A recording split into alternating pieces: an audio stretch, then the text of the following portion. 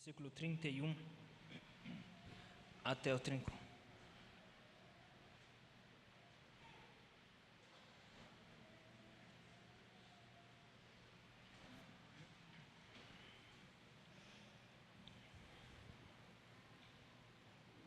Quando ele saiu, disse Jesus: agora foi glorificado o Filho do Homem, e Deus foi glorificado nele.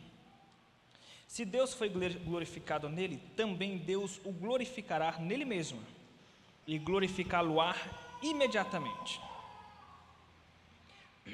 Filhinhos, ainda por um pouco estou convosco. Buscar-me-eis, e o que eu disse aos judeus também agora a vós outros. Para onde eu vou, vós não podeis ir.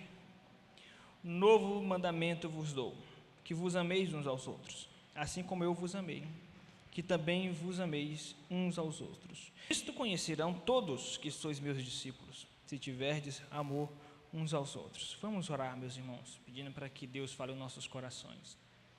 Se você acredita que o Espírito Santo fala aos nossos corações de seus profetas, então encurve sua cabeça, peça com sinceridade e humildade diante de Deus, para que Deus fale ao seu coração de uma forma poderosa e contundente. Senhor nosso Deus, nós nos humilhamos perante o teu santo trono, confiando nas misericórdias que foram reveladas na cruz. Exalta e glorifica mais uma vez o teu nome, somente o teu nome. Glorifica a tua palavra, que nem o nome humano seja lembrado a não ser o nome de Jesus. Sê conosco, meu Deus, edifica a tua casa, edifica a tua igreja. Que o Senhor venha derramar sobre nós, meu Deus, o poder do teu Espírito, para que as palavras de nossa boca, meu Deus, estejam na verdade direcionadas ao Espírito de Deus e chegue aos nossos corações de uma forma poderosa. Sê conosco, em nome de Jesus. Amém. Meus queridos irmãos, nós estamos expondo o capítulo de número 13 até o capítulo 17 de João. Estamos já chegando ao final do capítulo de número 13. E nesse capítulo 13 nós já percebemos que o texto tem um teor teológico profundo em sua cristologia, nos aspectos redentivos, nos aspectos que dizem respeito à salvação. Então João traz aqui verdades profundas a respeito da obra de Cristo. Como nós vimos no sermão de domingo passado, a respeito da obra de Cristo, que na verdade começou com a humilhação de Cristo. No sermão do domingo passado, nós estudamos sobre o propósito da humilhação de Cristo, com base nesse capítulo. E não só o propósito da humilhação de Cristo, mas entendemos o que significa essa humilhação de Cristo. No versículo 31 ao versículo de número 35, nós iremos estudar hoje não o propósito da humilhação de Cristo, mas as consequências da humilhação de Cristo, os frutos da humilhação de Cristo. Nós lemos em Isaías capítulo 53, versículo 7, que ele foi oprimido e humilhado. Mas no final do capítulo 53, o profeta diz: verá o fruto do seu penoso trabalho, ou seja, as consequências da sua humilhação. Jesus de fato sofreu tremenda humilhação, foi traído, foi abandonado, sofreu a cruz, sofreu o abandono do Pai. Tudo isso faz parte da humilhação de Cristo. E isso tem um propósito, como nós já vimos, mas isso trouxe consequências, frutos. E é o que nós iremos estudar nesta noite, com base nesse versículo de número 31 até o versículo de número 35. Quais são as consequências da humilhação de Cristo? A primeira consequência da humilhação de Cristo, meus irmãos, é a glorificação. E nós entendemos que o versículo 31 ainda está falando da humilhação, porque existe um elo de ligação com o contexto. Versículo 29. Pois como Judas era quem trazia a bolsa, pensaram alguns que Jesus lhe dissera: compra o que precisamos para... ou lhe ordenara que desse alguma coisa aos pobres. Ele, tendo recebido o bocado, saiu logo, e era noite. Quando ele saiu, ele quem? Judas. Saiu para quê? Para trair Jesus. Para trair Jesus. Isso significa que já iniciou o processo culminante da humilhação de Cristo. Mas esse processo culminante da humilhação de Cristo não termina apenas com a humilhação. Existe uma consequência por trás. E a consequência dessa humilhação de Cristo é a sua glorificação, a glorificação do Filho e a glorificação do Pai, e de certa forma a nossa também. Mas o texto salienta a glorificação do Filho e do Pai, onde ele diz: quando ele disse Jesus, agora foi glorificado o Filho do homem. Agora quando? Com a traição, com o início desse processo expiatório e redentivo de Cristo Jesus. Isso significa, meus irmãos, que ao mesmo tempo que toda essa obra de Cristo foi algo humilhante para Cristo, porque ele tomou uma forma de servo, de escravo, a ponto de lavar os pés dos discípulos, mas ali foi apenas uma ilustração de algo muito mais profundo, que foi o fato de Jesus ter suportado a ira de Deus em nosso lugar. Tudo isso, na verdade, promoveu glória para o próprio Filho. Enquanto Jesus estava sendo humilhado, ao mesmo tempo ele estava sendo glorificado. Mas como é possível ser glorificado na humilhação? Até na humilhação de Cristo, Deus o exaltou, Deus o glorificou, porque naquele momento de humilhação estava sendo evidenciado atributos tremendos de Deus, atributos profundos da pessoa de Cristo, como o atributo do servir, o atributo do amor sacrificial, o atributo da misericórdia, da bondade, da fidelidade de Cristo. Mesmo na humilhação, Cristo foi glorificado. E não apenas isso, mas não apenas o Filho, mas o Pai também foi glorificado. Versículo 31. Quando ele saiu, disse Jesus, agora foi glorificado o Filho do Homem. E Deus foi glorificado nele. Se Deus foi glorificado nele, também Deus o glorificará nele mesmo, e glorificá-lo-á imediatamente. Então, com a traição e com a morte de Cristo, isso trouxe glória para Cristo. E nós podemos perceber aqui 3 processos dessa glória de Cristo. A glória na humilhação, quando ele diz, agora já foi glorificado o Filho do Homem. A glória na cruz, quando ele diz, glorificá-lo-á imediatamente. Porque a cruz de Cristo glorifica os atributos como o amor, a justiça de Cristo.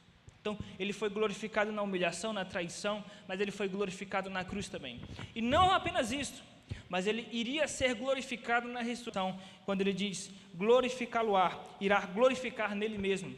De fato, Jesus foi glorificado quando ele ressuscitou ao 3º dia e está agora à destra, à direita de Deus Pai Todo-Poderoso. Deus, em todo esse processo, ao enviar Jesus para morrer por nós e glorificar Jesus, o próprio Deus estava sendo glorificado, porque a obra de Cristo, na verdade, redunda em glória para o próprio Deus. A cruz de Cristo é o maior sinal e evidência de vergonha, humilhação e dor, mas ao mesmo tempo, a cruz de Cristo é um cenário de glória para Deus. Aquela escuridão, aquelas trevas que houve no dia da morte de Jesus, não estava ofuscando a glória de Deus, estava evidenciando aspectos da glória de Deus como o amor de Deus. Veja como é misterioso isso. Quando nós pensamos em glória, nós pensamos em luz, em eventos grandiosos, em manifestações grandiosas. Deus abriu o mar vermelho, Deus apareceu para Isaías, a glória de Deus. Mas quando você olha para a cruz, você vê o Deus verdadeiro, semi-despido naquela cruz, com a sua ferida rasgada, humilhado, ultrajado, cuspiram em seu rosto. Que glória há nisso? Os judeus não entenderam a cruz. Que glória há nisso? Foi por causa dessa humilhação que ele te livrou do inferno. Glória há nisso? Que glória há nisso? Que maior prova de amor há? Adão, se ele não tivesse pecado, ele não iria entender a intensidade do amor de Deus. Tudo isso visa culminar na exposição, na manifestação do amor de Deus. Se não fosse a humilhação de Cristo, jamais existiria João 3,16. Se não fosse a humilhação de Cristo, jamais existiria Romanos 5,8, que fala do amor de Deus revelado na cruz de Cristo. Então, a humilhação de Cristo traz como consequência glória para Ele mesmo e glória para o Pai. Mas também traz como consequência glória para nós. Nós seremos glorificados. A Bíblia diz que nós seremos glorificados. Paulo aos Coríntios, capítulo 15, diz que nós seremos ressuscitados. Nós seremos transformados num corpo glorificado. 1 João, capítulo 3, versículo 2, diz que nós seremos semelhantes a Ele. Então Ele vai transformar o caráter definitivamente. Ele vai transformar o seu corpo que sofre com dores, com enfermidades. Ele vai te transformar, vai te dar um novo céu, uma nova terra. cheio de glória. Você será glorificado, assim como Cristo foi glorificado. Mas veja, até chegar lá existe um processo. Até chegar a essa nossa glorificação existe um processo. Por quê? Porque antes da glorificação vem a humilhação. Antes de Jesus ser glorificado, ele foi humilhado. Antes de nós sermos glorificados um dia, nós também seremos humilhados. Antes da glória vem o sofrimento.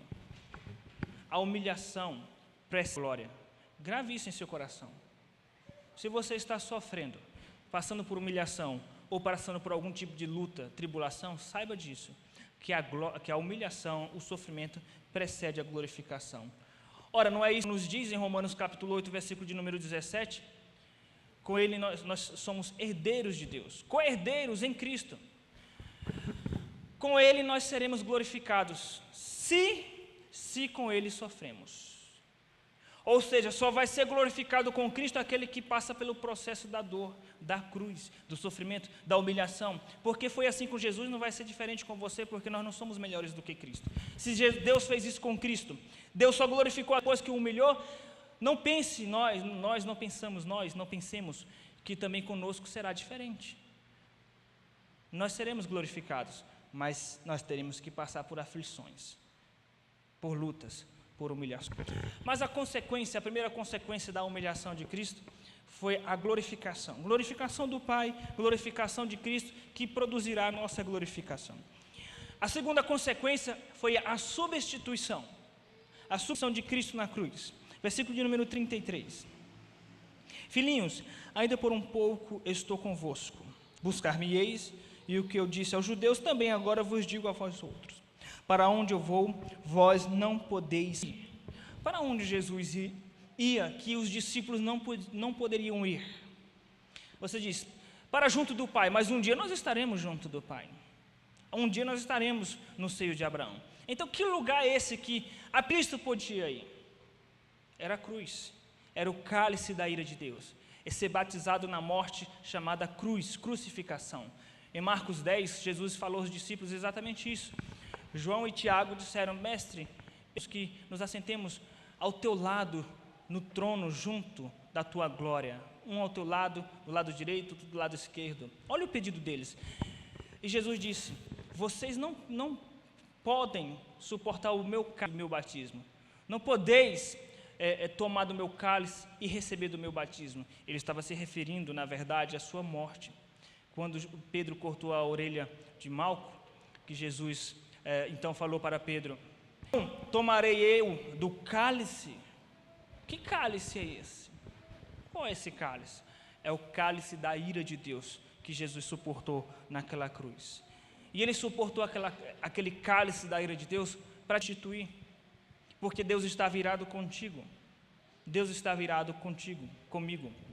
Estava recentemente, de vez em quando eu costumo pesquisar, ou estudar, ou refletir sobre coisas que tem a ver com o universo, os astros, estrelas, simplesmente porque eu fico maravilhado com as obras da criação. E olhando aquelas imagens da Lua, a nossa Lua ela é repleta de crateras, buracos enormes, causados por meteoritos, asteroides. Sabe por quê? Porque, de certa forma, e a própria ciência diz isso, a Lua é um escudo para a Terra, para nos proteger de tudo isso. Assim é Cristo na cruz, nos protege da ira de Deus. A ira que iria vir sobre nós, caiu sobre Cristo na cruz. Na verdade, Isaías já nos diz isso em Isaías 53. Isaías 53, ele diz que o que nos traz a paz estava sobre ele. Ele tomou sobre si as nossas dores. Ele nos substituiu. Ele tomou parte entre os transgressores. Ele foi considerado maldito em nosso lugar. Isso é substituição. Por isso, os discípulos não entendiam isso. Eles não podiam ir para esse mesmo lugar. Esse lugar é a ira de Deus na cruz de Cristo. É suportar as trevas, suportar o inferno. Alguém me perguntou, pastor, Jesus desceu ao inferno? Não, o inferno visitou Jesus na cruz. O inferno é a ira de Deus. Jesus suportou a ira de Deus na cruz por você. Então, diante disso, nunca questione o amor de Deus por você. Nunca duvide de que Deus realmente te ama em Cristo Jesus. A primeira consequência da humilhação de Cristo foi a glorificação. A segunda consequência foi a substituição. E a terceira consequência que ele aponta aqui é a santificação. Essa santificação, meus irmãos, tem como característica principal o amor.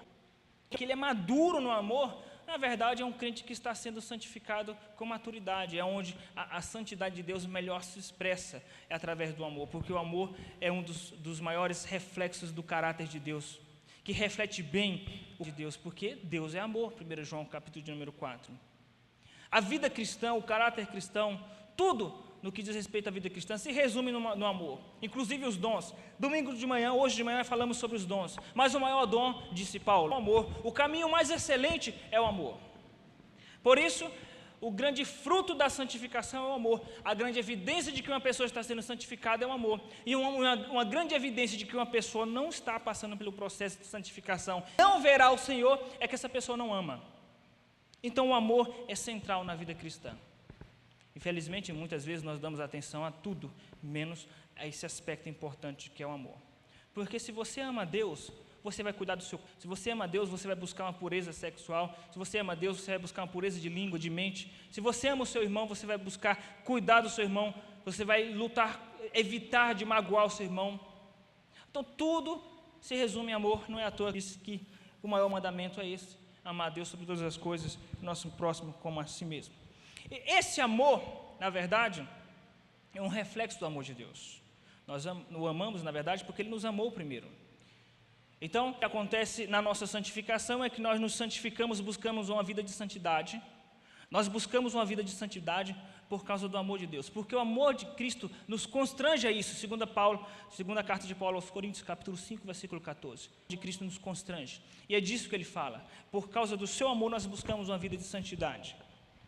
Então, a nossa santificação é pautada no amor de Cristo, versículo 34, novo mandamento vos dou, que vos ameis uns aos outros, assim como eu vos amei, que também vos ameis uns aos outros, assim como eu vos amei. Ou seja, todo o processo de humilhação de Cristo tem um objetivo: revelar o amor do Pai por nós, revelar o amor do Filho por nós. Não canso de Romanos 5,8. Não saia esse versículo dos seus lábios, da sua mente. Romanos 5,8. Mas Deus prova o seu próprio amor para conosco, pelo fato de ter Cristo morrido por nós, sendo nós ainda pecadores. Deus não quer que você se esforce para obedecê-lo com medo do inferno ou para garantir um lugar no céu. Deus não quer interesseiros. Deus quer filhos que o amem de forma graciosa. Deus quer que você viva de santidade por gratidão, por amor. Não para negociar. Quanto mais você busca a Deus, se consagra em oração, ora no monte, ora no quarto, lê a Bíblia toda, lê o livro de Calvino, para quem sabe Deus te aceite. Tem crente que é assim, crente que se esforça ao máximo para buscar uma vida de santidade, para ser aceito por Deus, para talvez entrar no céu. Meus irmãos, isso é um catolicismo melhorado, porque o catolicismo acredita que a salvação é por meio de Jesus e das boas. O diferencial do protestantismo é a graça, somente a fé. Ou seja, é só pela graça. O que Jesus fez na cruz é suficiente, por causa do amor de Deus. Então, essa santificação tem uma causa, Deus. Agora, se você não busca uma vida de santidade, uma vida de amor ao próximo, você tem que desconfiar se realmente você entendeu esse amor. Então, a santificação é pautada no amor de Cristo, mas a santificação ela reflete nosso amor para com o próximo, um amor fraternal. Novo mandamento vos dou, que vos ameis uns aos outros, assim como eu vos amei, que também vos ameis uns aos outros. Nós podemos dizer com muita tranquilidade, o evangelista João, ele é o evangelista do amor. Tanto no quarto evangelho como nas suas epístolas, o tempo todo o evangelista fala do amor. O tempo todo ele fala do amor ao próximo, e ele diz, inclusive, lá na sua primeira carta 3, aquele que diz que ama a Deus e odeia seu irmão, a verdade não está nele. Ele diz ainda, aquele que odeia seu irmão é um assassino. Se você tem raiva, tem mágoa, tem ódio de alguém, na verdade, você para Deus é um assassino por estar matando seu irmão em seu coração. O amor fraternal. Essa é a maior exigência de Deus para o nosso caráter. Muito mais do que você ler a Bíblia, do que você orar, buscar uma vida de trabalhar na igreja, evangelizar, embora Deus ordena que nós façamos tudo isso, o maior mandamento é o amor. que é perdoar, que é ter paciência, que é agir com bondade, que é agir com misericórdia. Essa sanção, meus irmãos, ela deve refletir no amor, e esse amor tem que servir como referencial perante o mundo, porque é assim que o mundo vai crer que nós nascemos de novo, que nós somos filhos da luz. Versículo 35. Nisto conhecerão todos os meus discípulos, se tiverdes amor uns aos outros. Como o mundo vai saber que nós realmente somos crentes? Não é possível você conseguir mostrar para o mundo uma carteirinha de crente espiritual. Eu sou crente, sou filho de Deus, sou salvo. Você quer ver a marca na minha testa? O selo do Cordeiro na minha testa? Não é assim que você vai mostrar para o mundo que você é crente. Você vai mostrar para o mundo que você é crente quando o mundo percebe em seu caráter que você ama o próximo, que você ama o seu irmão em Cristo. É assim que você mostra. O nosso amor fraternal é uma evidência de que nós nascemos de novo. Se você não tolera seu irmão, não suporta, tem inveja do seu irmão, tem raiva do seu irmão, não perdoa seu irmão, é impaciente com seu irmão, intolerante com seu irmão em Cristo, será que você realmente nasceu de novo? É claro que isso pode acontecer de quando em quando conosco, mas isso não pode fazer parte do seu caráter. Se o que faz parte do seu caráter é a conjugação do verbo não consigo perdoar, então questione se você realmente nasceu de novo. Eu sempre digo, meus irmãos, que não é difícil imitar um crente, fingir que é crente. É tanto que Judas era crente e os discípulos acreditaram. Você não pode fumar, nem beber, nem falar palavrão. Pronto. E decora 1 ou 2 versículos. E fala glória a Deus, amém, aleluia. Pronto. Você já fingiu que é um crente. E evite de ir nas baladas. Ser crente é muito mais do que isso, meus irmãos. Ser crente é você conviver com outro crente e perdoar. Ser crente é você perdoar sua esposa, seu esposo, ter paciência no casamento, ter paciência. Isso é ser crente.